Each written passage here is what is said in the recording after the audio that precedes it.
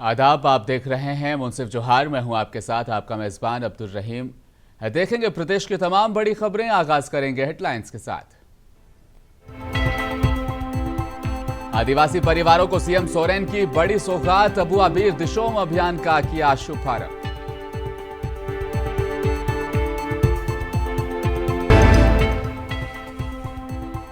IAS हो या चतुर्थ वर्गीय कर्मचारी, हमारे लिए सब एक समान, राज्यों के कार्यक्रम में बोले हेमंत सोरेन।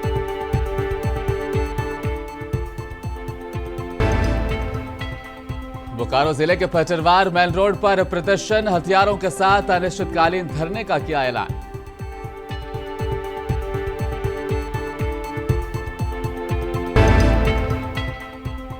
विवाद बहादुर बने फतेह सिंह, देवी दुर्गा के बाद भगवान राम को बताया काल्पनिक।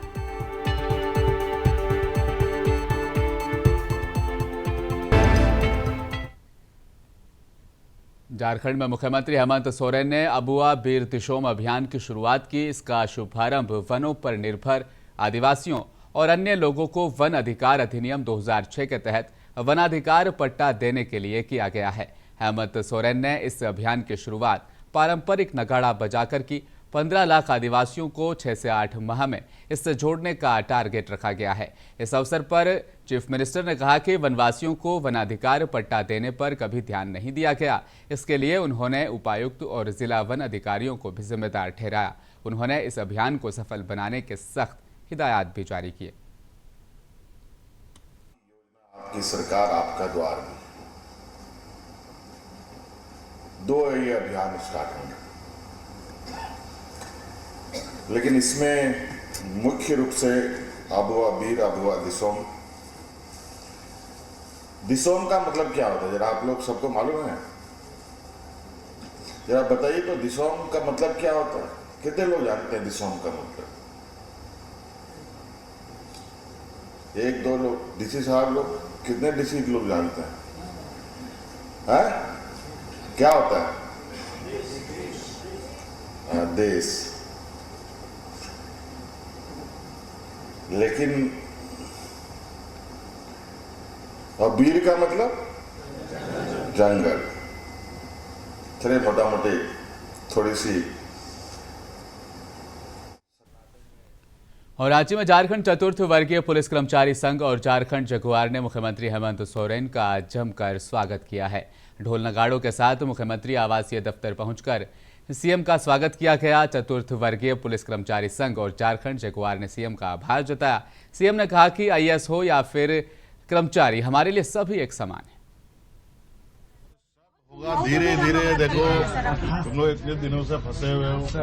मेरी नजर में चतुर्थ वर्गीय कर्मचारी हो या आईएएस हो, आईपीएस हो, सबको हम एक नजर से देखते हैं। इसमें हमारे लिए कोई पक्षपात का और ये किसी को बड़ा अफसर, किसी को छोटा अफसर देखने का नजरिया हम नहीं रखते हैं।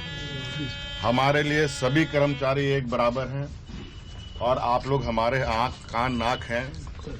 आप लोगों के कंधे में जो मेरी जितनी जिम्मेवारी है, उतनी जिम्मेवारी आप लोगों के कंधे में भी है। हम यही चाहेंगे कि जिस तरीके से हम हर वर्ग को, आम नागरिक को भी, कर्मचारी को भी, जिस तरीके से हम लोगों ने राज्य में विगत कार्यकाल में जिस तरीके से तोहफा दिया, जिस तरीके से उनकी मायूसी को खत्म करने का प्रयास हम लोगों ने हर तरीके से और यथासंभव करने का कोशिश किया है। और हम नहीं कह सकते हैं कि बहुत 100% चीज़ों को हम अभी ठीक कर पाए हैं, लेकिन शुरुआत जरूर है। और इस आशा उम्मीद के साथ हम आप लोगों को भी हम कहना चाहेंगे कि जिस तरीके से सरकार एक की जो सोच है, आप लोग आज आम अभी कर्मचारी हैं, कल आप। रांची में 3 नवंबर से 5 नवंबर तक चाइल्ड आर्टिस्ट फेस्टिवल का आयोजन इस साल किया गया। उद्घाटन खुद सीएम सोरेन ने किया था। कल इसका समापन हो गया है।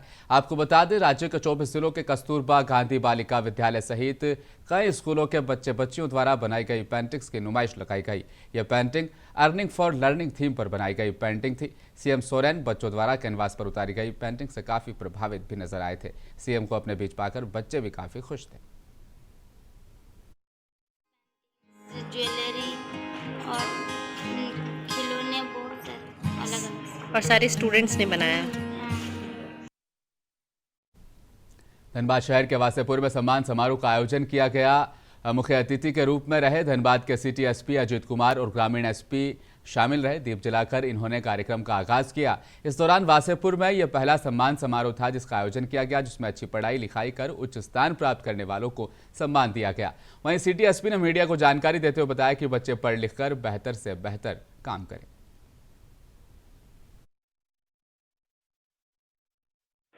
सर, आज पूरे धनबाद के तरफ से और पुलिस प्रशासन की ओर से समाज सेवी को अलग पहचान मिला, क्या कहना चाहते हैं?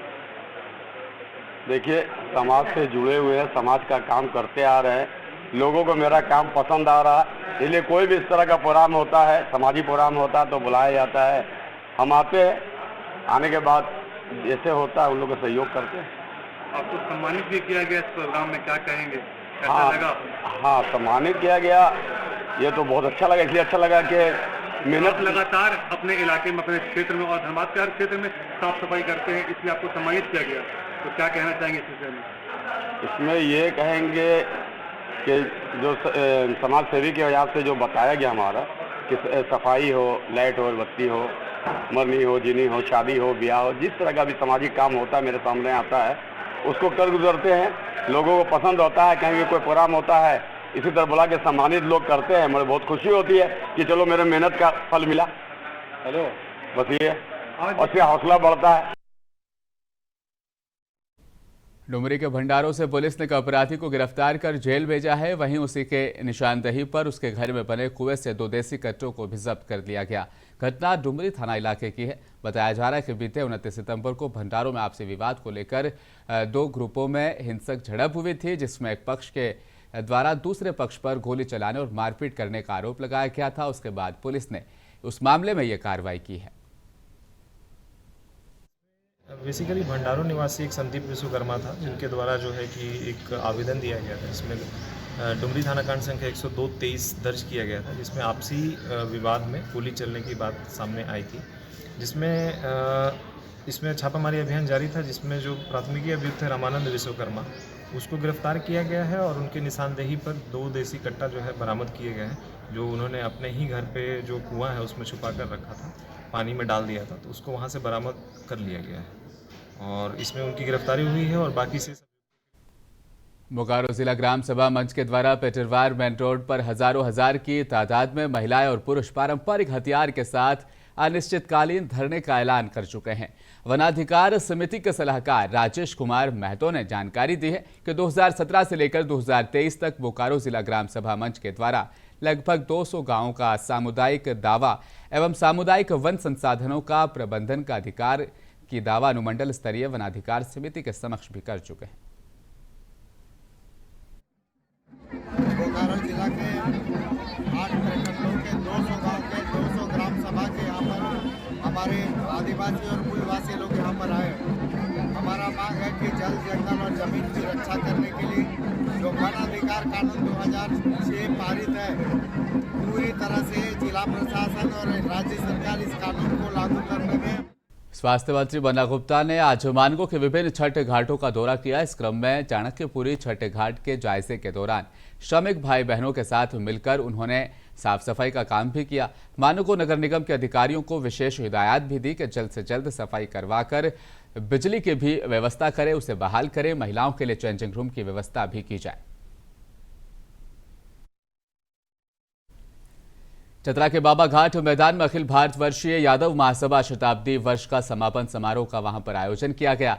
इस समारोह का शुभारंभ यादव महासभा समाज के राष्ट्रीय अध्यक्ष स्वपन और बाकी लोगों ने मिलकर किया। उसके बाद समारोह में आयोजक समिति के द्वारा उपस्थित अतिथियों को अंगवस्त्र और पुष्प गुच्छ देकर सम्मानित किया गया। आपको बता दें, यादव समाज काफी वक्त से आहिर रेजिमेंट की मांग कर रहा है।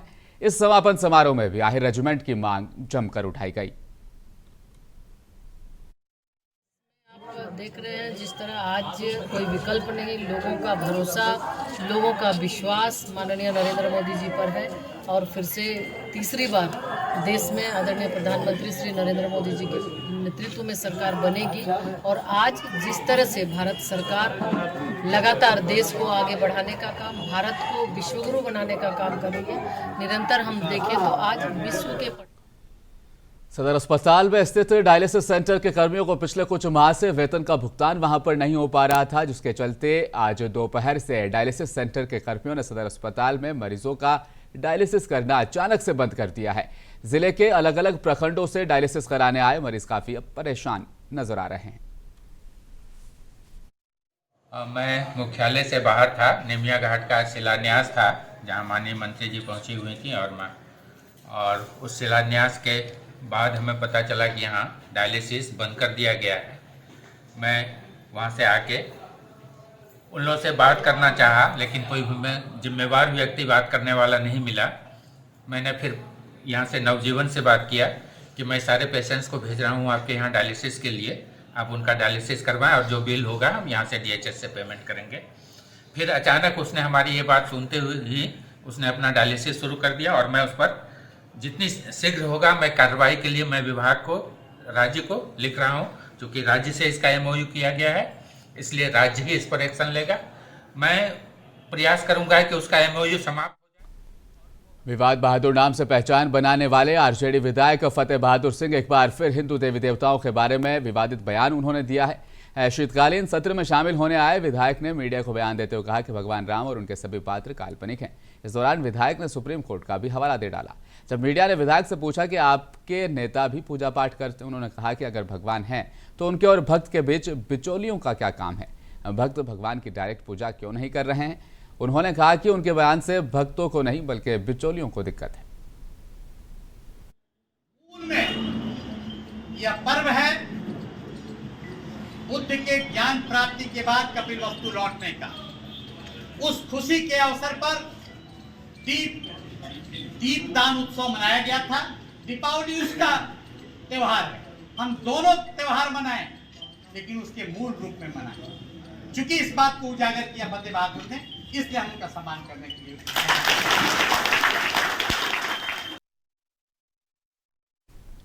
कैमूर जिले के दुर्गावती प्रखंड के कर्मनाशा बाजार में BPSC क्वालिफाई करने के बाद पहली बार गांव पहुंचे विनेश कुमार का गांव के ग्रामीणों ने फूल की माला से जोरदार स्वागत किया।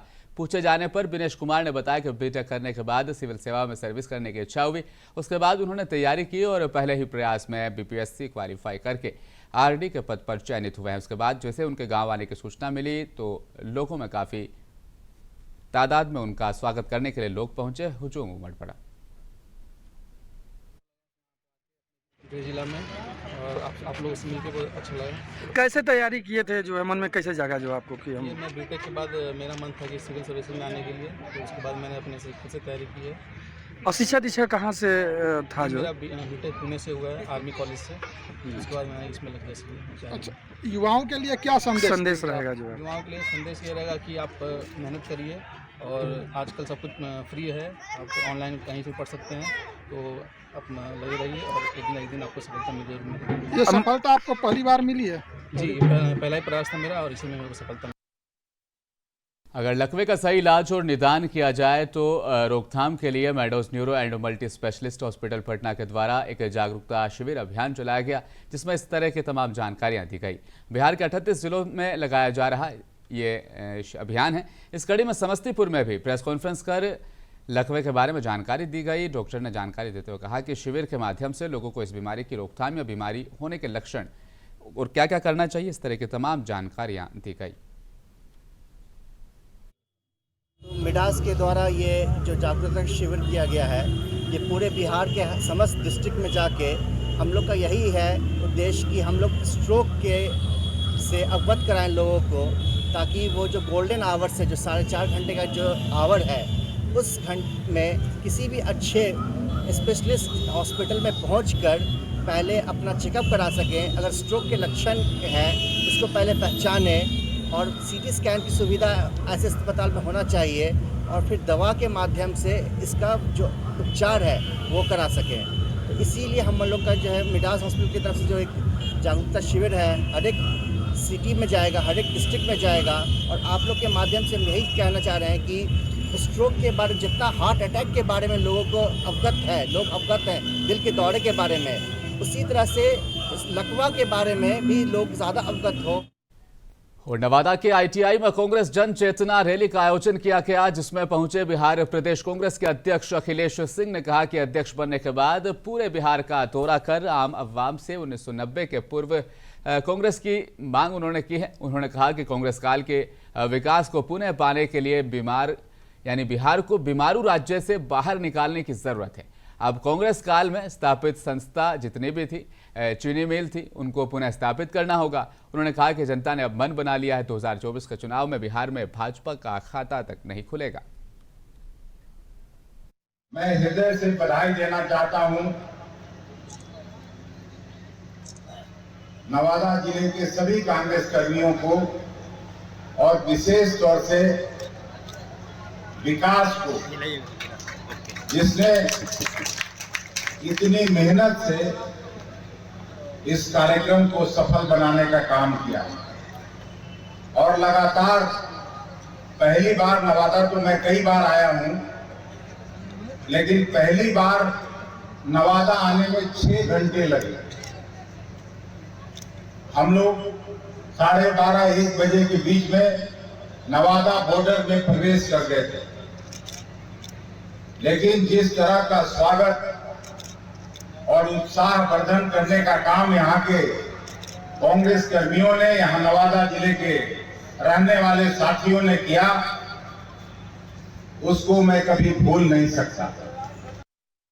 आज नवादा में साइबर थाना की डीएसपी प्रिया ज्योति ने प्रेस कॉन्फ्रेंस करते हुए कहा कि जिले में साइबर अपराधियों पर लगातार कार्रवाई की जा रही है। उसी के तहत वारिसलीगंज से 4 अंतर्राज्यीय 4 ठगों को गिरफ्तार किया गया है, जो तेलंगाना के रहने वाले हैं।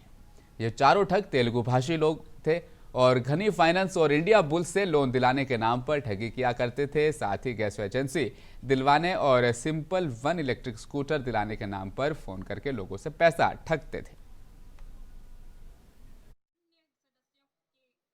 हमारी छापामारी जारी है। 15-16 और लोग हैं जिन्हें हम निकट भविष्य में जल्दी गिरफ्तार। ये लोग कहाँ के हैं? ये तेलंगाना के हैं। क्या क्या बरामद? अभी तो हमारे पास 25 मोबाइल फोन और 4 आधार कार्ड हैं और ये जो दस्तावेज है जिन पे सभी के डेटा लिखे हुए 46 पेज। इन लोगों का नाम कवाली हरि कृष्णा, पिता कवाली नरसिल्लूस और बोमरा स्पेटा, मंडल थाना बोमरा स्पेटा, महबूब नगर तेलंगाना। वैद्या गणेश, पिता वैद्या लक्ष्मण, बोमरा पिता थाना बोमरा पेटा, जिला महबूब नगर तेलंगाना।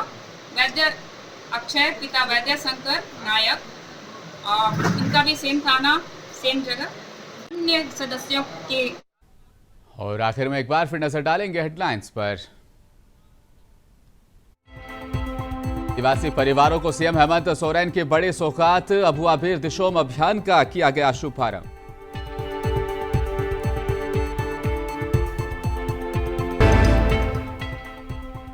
IAS हो या चतुर्थ वर्गीय कर्मचारी, हमारे लिए एक समान, रांची में कार्यक्रम के दौरान बोले हेमंत सोरेन।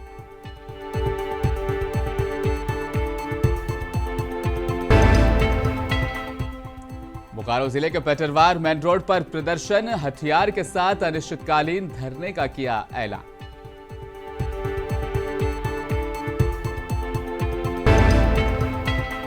रोहतास जिले के डेहरी में कुशवाहा भवन में सावित्रीबाई फूले का जन्मदिन मनाने पर विचार किए गए। बहुजन के लोगों द्वारा विधायक फतेह बहादुर का सम्मान।